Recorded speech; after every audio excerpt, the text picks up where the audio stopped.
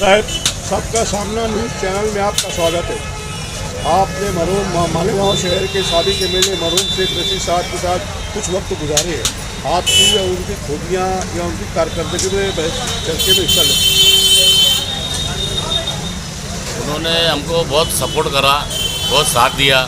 मैं जब water supply chairman बना, उनकी मेहरबानी से बना। उन्होंने मैं जो गया इन्हों दादा का ग्रुप का था, मगर फिर भी उन्होंने उसकी परवाह नहीं की है और मेरे को चेयरमैन बनाए थे। और शहर के हक में कैसे साबित हुए वो?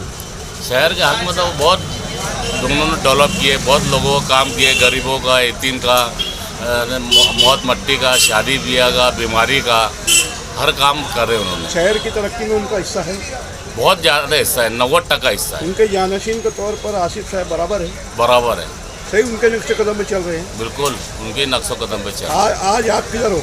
आज रशीद साहब को देखते हैं, हम उनको देखते हैं, आसिफ साहब के रूप में। आसिफ साहब को देखते हैं।